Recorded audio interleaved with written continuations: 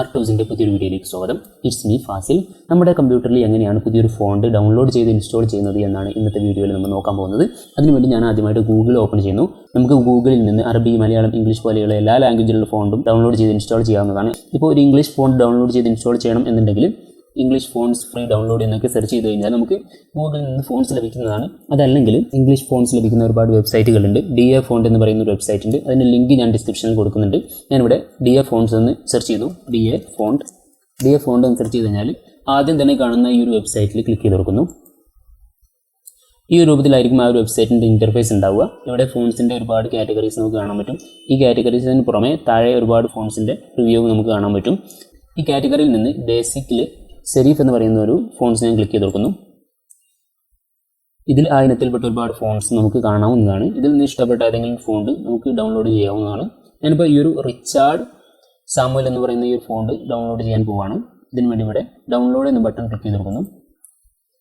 അങ്ങനെ ഡൗൺലോഡ് ചെയ്യുന്ന സമയത്ത് അത് നമ്മുടെ കമ്പ്യൂട്ടറിലേക്ക് ഡൗൺലോഡ് ആവുന്നതാണ്. ഞാനിപ്പോൾ മൈക്രോസോഫ്റ്റ് എഡ്ജ് ഉപയോഗിക്കുന്നതുകൊണ്ട് എൻ്റെ ഡൗൺലോഡ്സ് ഇവിടെയാണ് വന്നത്. നിങ്ങൾ ഉപയോഗിക്കുന്നത് ക്രോം ആണെങ്കിൽ ഡൗൺലോഡ്സ് ഈ ഒരു ഭാഗത്തായിരിക്കും വരിക. ശേഷം ഞാൻ എൻ്റെ ഡൗൺലോഡ്സിൻ്റെ ഫോൾഡറിലേക്ക് തന്നെ പോകുന്നു.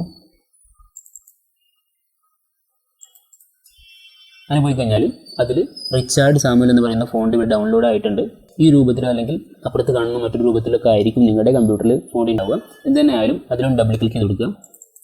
സാധാരണ ഈ ഇമേജിൽ കാണുന്നത് പോലെയുള്ള തമ്പനയിലാണ് ഫോണ്ട് ഫയലുകൾക്ക് ഉണ്ടാവാറുള്ളത്. അതുകൊണ്ട് ആ ഒരു ഫയലിൽ ഡബിൾ ക്ലിക്ക് ചെയ്ത് കൊടുക്കുന്നു.